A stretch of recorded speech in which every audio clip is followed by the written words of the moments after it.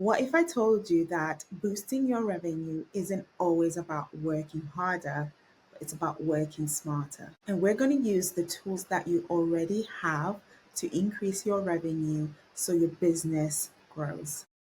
This is coming from an accountant. I am qualified through SEMA, and we have a practice here at Roots to Fruits. And I've worked for FTSE 100 companies such as Virgin Media O2. I've worked for big brands like the NHS, Merlin Entertainment, Gaff, to say the least. So I know what I'm talking about, and I've been supporting small business owners to grow their businesses. And I've got loads of success stories where they've grown their revenue from 5 figures to 6 figures in 1 year.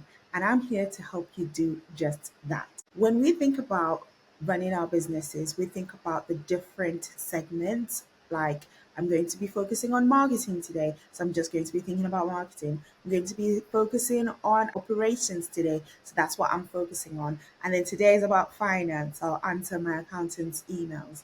But actually, you need to think about this holistically when you're thinking about your business. So today, we're going to be weaving the thread between marketing and your revenue and cash flow because, as you know, cash is king. Hey, so we're not going to go over all of marketing because I'm not a marketing expert, but I do believe that this strategy is really important, and we're going to be talking about the marketing 4 Ps. It's important because it's directly linked to your revenue, how much money you can get into your business. And this is something that I was speaking to a client of mine just a couple of weeks ago, where she is feeling really frustrated. She's working really hard, and I think you can relate as well. She's working really hard by creating a product and services, and it's not the product. I believe that her product is amazing. I personally love it, and if I'm going to work with you as an accountant, then I would definitely buy into your product first. I'm not just going to work with anybody. So she's fantastic. The problem is she cannot find her customers and they don't know about the products that she's making. So I feel like she needs to focus on the 4 Ps, and hopefully this helps you out as well. I know you're asking, well, what are these 4 Ps? Let's get into it. So the first is your product. What is it that you're actually selling? It could be a product or a service. And I know the world is changing now as well. So we could have hybrids of products and services, but just think of whatever it is that you are selling, whatever it is that you want people to buy from you. Now, it's really important that you've done your research and you know that people actually want to buy your product, or you've figured out a problem that your product is actually solving. So that's the first one. The second one is the price. It's really important that you do not price yourself too high or too low. So it's important that you do the research to learn the right price point for your customer. And place. The third P is your place. So what does this actually mean? Back in the day, this meant that you had the right spot on the high street. But now we've got the internet, we've got social media, and we've got ways of selling. You could even sell on the TV as well. So it's really important that you know where you've placed your product or your service so that your customers can actually buy it. Do you have a robust website? Do you have Shopify? Is your TikTok shop as well? Maybe you're on social media. Is it obvious how someone can actually buy your product? So we'll get into the details in a bit. But the fourth P is promotion. And a lot of people think about marketing or advertisement as the promotion part of things. But I believe that this is a lot more. I feel like this also incorporates your brand. How do people know you? And are you the go to for your product or your service? So you need to make sure that you're promoting your service accurately. And just a reminder as to why this is important. Well, it's all about your revenue. A lot of businesses fail because they just run out of money. They do not have the funds in the bank to keep going. They cannot fund the marketing. They cannot pay for their employees. Maybe they can't even pay themselves. They can't pay rent. They can't pay their suppliers. It's really important that you've got the right amount of cash in the bank to keep your business going because it can go from one to zero very fast. And I've interviewed several business owners on this podcast. So please go and listen in for the different business owners and listen to their experiences in managing their cash flow. It's really important that you've got an accountant as well. I'm just going to plug us. So if you want an accountant, then definitely get in touch. So let's get into the detail now that you know the four P's. Product, we mentioned it before. We want to make sure that you're actually solving a problem. How do you know if there is a problem? So you hopefully have done some market research or you faced the problem and you're trying to solve it for yourself because you cannot find a business that is doing this for you, maybe in your location, or is it accessible to you, or maybe they're not doing it in the way that you expect them to. So you can create a product because you've spotted a problem, or maybe you've heard from other people. It doesn't have to directly impact you, but you've heard that it's a problem for other people. But please do your research because a lot of us just have ideas and then we just jump into it. Or we see someone else doing it and think, okay, I'm going to do it too. But do your research and find out whether this is something that is genuinely a problem. And then when you create the solution, you've got those people in mind. So when you're creating your product, maybe check in with the customer and the target audience that you're actually solving the problem. I mean, I definitely have launched some things that were not tried and tested, and I soon found out that actually this isn't solving the problem that I spotted before because I didn't engage with my audience, I didn't engage with the customer. So it's definitely something that a lot of us go through. And ever since then, from 2021, before I launch something, I have people test it out. A minimum of 20 people would have kind of sense checked it a little bit, or I would provide samples to people as well, and then they can let me know whether it's good or not. So don't jump into it because the heartbreak when you actually create something, think that it's solving a problem, and then people do not buy it because it's not quite right. You can feel like you've wasted your time. So, hopefully, that should save you time. I mean, think about loads of really good products. For example, Apple, one of the biggest brands, their iPhone isn't just a phone. There were phones before Apple. We had several brands come before Apple. But what they did is they solved an issue by consolidating a lot of things and making sure that their product was solving issues for people. Back in the day, we used to carry a camera. I would carry our phone and various other things in our bags. And they decided to combine this. We had MP3 players that were separate, and then an iPhone, you could have an app that could play music on there. So they really spotted the problem. It wasn't too obvious, but they really did their research in terms of how can we make sure that this product that we're making it solves people's problems so then they continuously buy. And they've had decades and decades of proof that they do this really well. So you could be the next Apple. The next P is price. Now, I have a specific example for this because your price has to be correct for your target audience. And if you've done the research in truly understanding your target audience and knowing if they have the funds, are they willing to pay for it? And that product that you created, does the value match up with the price that you're going to place on it? You really need to ask yourself these questions and not just yourself. Also, within that research, make sure that you're asking your potential clients if they're willing to pay a certain price point. I loved this trending topic that came up a few months back. A few months ago, a fitness influencer called Natalie opened a gym, and it's a ladies only gym. It is all pink and it's called the Girl Spot Gym. Is that right? Yeah, the Girl Spot Gym. So this was doing the rounds online in terms of the pricing of the gym. A lot of people felt like it was too high. I believe it was £120 per month. And people felt like she's priced herself out because in London that's too expensive and people would rather go to the gym or pure gym where it's a lot cheaper. And I agree. Of course, if you feel like this is too expensive, then of course you would go to somewhere that is cheaper. But she isn't selling to the masses. She wasn't selling to those people that felt like price is the most important thing. For her, she was really clear in terms of why she created the gym. It's a ladies only gym, so women will feel safe. And we cannot put a price on safety, especially for women, especially at a gym. So she knows who her target audience are, and it's women that feel like they really want to work out, but they want a safe space. It's not a big gym either.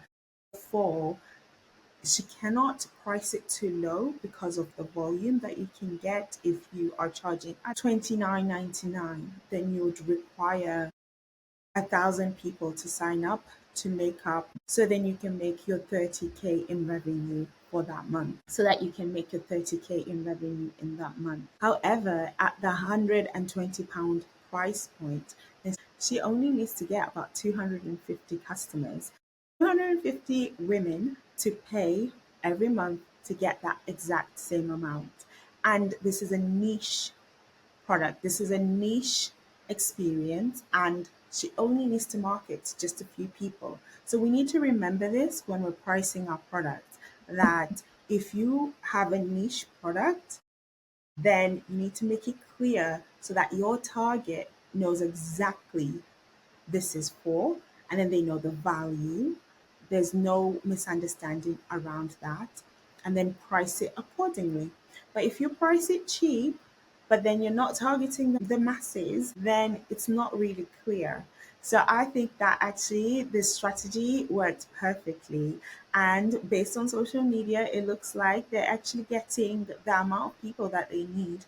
It looks like it's busy. I know social media is social media, but I think it looks busy. So I feel like that actually worked. We all just got her free marketing by talking about this pricing strategy that she had.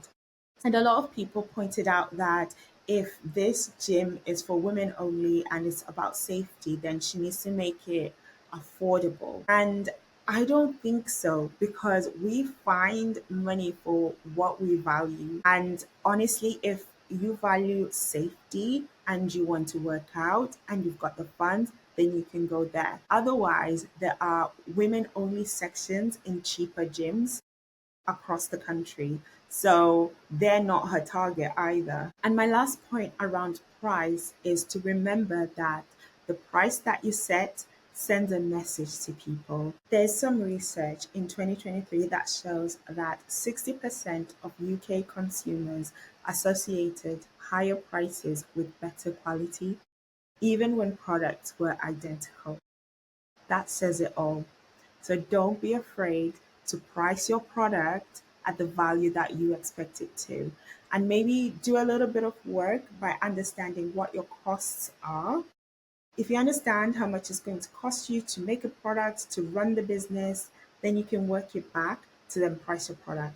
And then make sure that the value is really obvious so that your customer is willing to pay for it. Here's some bonus content on the top 5 mistakes that businesses make when setting a price for their product or their service.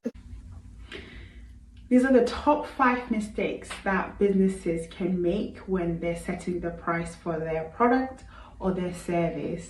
Number one is underestimating the value of their product or their service. This means that depending on the type of product that you have, the type of brand that you have, you're in danger of setting the price too low or too high. So do your research in terms of understanding how much the customer is willing to pay before setting that price. Not considering the costs. First thing you should do is understand your cost base. Create a budget, have a look on your P&L. How much will it cost to actually make that product? Once you've nailed down your costs, then you can reverse engineer it and work out what the price is. During this course, we have pricing tools. We can give you a way of calculating how much your product is going to cost to make, therefore how much you should charge your customers. Not researching your competitors. Now, a business might be in danger of setting the wrong price, maybe a price that is too high, and customers are not willing to spend that extra bit of money without understanding the extra value that your business offers. So you need to research your competitors if you have any competitors at all. If not, just make sure that you're still providing value to your customer. Setting a price that is too high or that is too low, you're in danger of losing out on margin. So if your price is too low, then that means that your margins are lower than they could have been. And once you've set a price, it's really difficult to raise it because your customer is used to that price. Or if your price is too high and the customer doesn't understand the value, then this means that they might kind of disregard your product or your service altogether. So it's important to understand how much they're willing to pay in the first place. And failing to adjust your price over time. Feel free to readjust your strategy and understand where the market is at. For example, in the years that we are in a recession, or in the years that there's a cost of living crisis, is it more beneficial to lower your prices but make sure the customer knows that during that period only the price is lower and it could go up? So it's a marketing strategy as well. You can adjust your strategy depending on the time of the year, if you have seasons as well. So it's important to just continuously look at the price, look at the market, what is your competition doing, to make sure that you've got the price just right. So the next P is the place. As I mentioned before, originally, when setting your place, you are thinking of a physical location where your place, whether that was at a mall outside of the city or you needed to be in the city center, that's what was important, geography. However, now you need to think about the place where your customer can easily access your product and can easily pay for it, easily find more information about it. These days, it's all about your online presence, whether that is on social media, if you have an adequate website that's really clear how to pay for, buy the product. And also, this could be on various other platforms. It's not just social media, it's not just your website. There is a lot that you can think about when it comes to the place as well as a physical place, because some products are still tangible, some things you still have to go and see. For example, a lot of people want to see a sofa first. They want to feel the sofa before they actually go and buy it, myself included. I really wanted to test out, is this going to be comfortable before I buy something so expensive? I needed to see the house flat. I needed to see this flat before I purchased it as well. Things like that. But not everybody needs to see it. So it doesn't have to be physical, but it needs to be accessible. So when you're thinking about the place, it's really important that things are visible because we're really visual now. A lot of businesses created social media profiles in the past few years, especially after the pandemic, because activity online really shot up. So now, if you're a business owner, myself included, I didn't expect to be on social media as much as I am now. I wanted to run a business, but that's where the customers are. That's where they're going to see what we do, our services, who we are, and then we can gain a relationship and also gain some trust. So it's really important that you know who your customer are and you know where they are as well. And speaking of the pandemic, a lot of businesses pivoted from physical to online.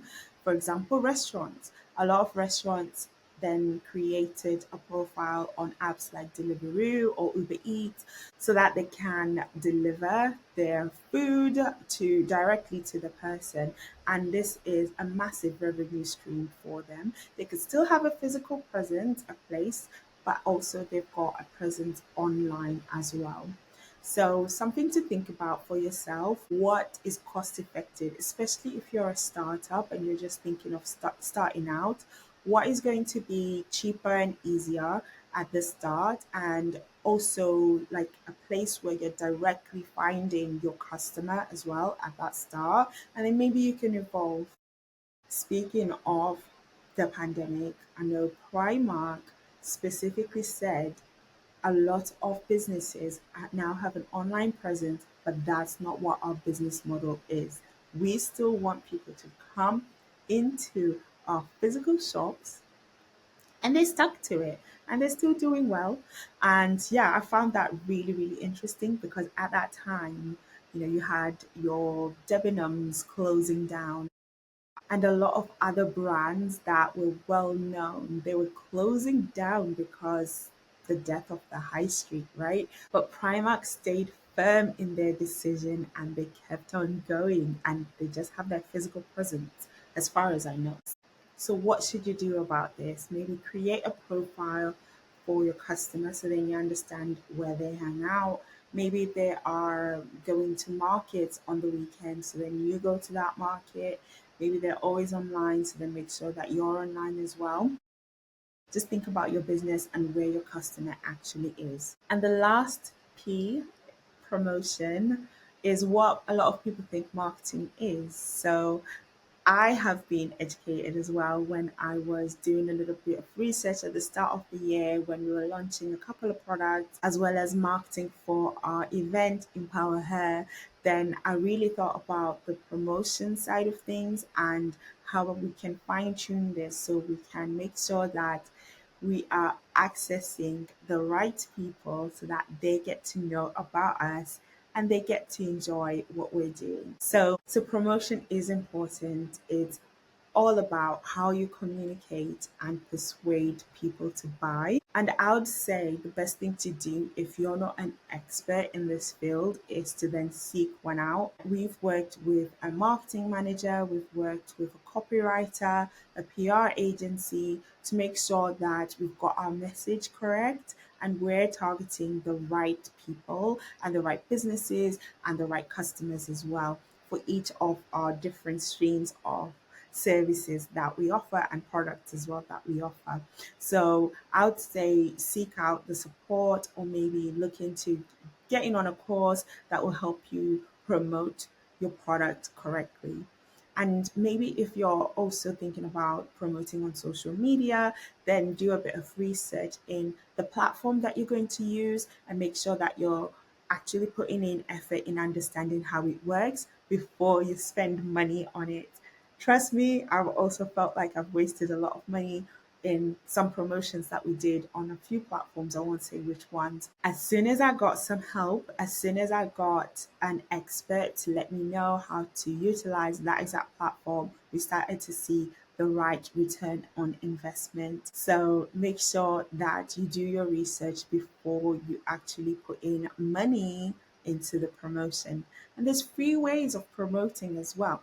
For example, myself, I position myself as an expert in finance and I was a panelist from 2021. Now I've been partnering with loads of different organizations and hosting things for different companies. At the start of the journey, it was for free. I mean, I was working with different companies for free and I would provide workshops for them and also provide videos that they can put on their platforms. And then that's how we got the customers. That's how we got people to trust in what we're doing, to trust in myself. We also got some awards, quite a lot from 2024, early 2024 into 2025. I've been getting some awards for the work that we do within accounting as well as just the business and the social enterprise. So that's really great as well because that promotes it in a different way. I would say that it gave credibility in terms of people seeing that, oh, okay, you've won an award, you're award winning, therefore I trust in you guys. So I would say that also look into the free promotion that you can get. You can even ask friends and family to repost stuff until the algorithm just learns to do it for you. So think of ways that you can do this before you start putting money into the advertisements and the promotion. Think about that and also look into getting an expert. Okay, so to wrap all of that up, I'm going to leave you some seeds to sow. Revisiting the 4 Ps. So, what you want to do is have a product, build things that people actually need, make sure that you're solving a problem. And price, make sure that you've positioned yourself for value. Make sure that you know where your customers are. And promotion, make sure that you're telling the story effectively. Revenue isn't just about selling harder and working harder. It's all about aligning your 4 Ps so they're all working together. Small changes in each area can create a big compounding effect, and then that will really help your bottom line.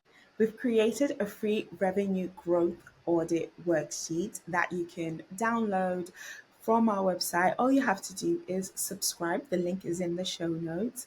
So you can utilize this and ask yourself all the questions based on the topic that we covered in this video around the 4 Ps. And as you work on your business plan, as you work on your business, revisit this maybe every 6 months to make sure that you're staying on top of it. It is completely free. You can download it straight from the link and let me know if it's helpful. Let me know if this topic was something that you were looking into already, because we really want to support the business owners, the side hustlers, and those people that have an idea and they're thinking about it. We really want to support you and help you to just launch, grow, and scale. We are here for another episode, and we're gonna have fun. That paused at the wrong time. Talking about pricing strategies. There's one thing we're gonna do. Let's have a good time. Hey, let's get into it. That is all for us today, guys. Join us next week for some more seeds to sow. And please remember to support us by following and leave a rating on our show on whichever platform you're listening to us from. To those watching on YouTube, please leave a like and a subscribe to our channel. All of your support goes a long way. Thank you so much for joining us today. And remember, keep shining.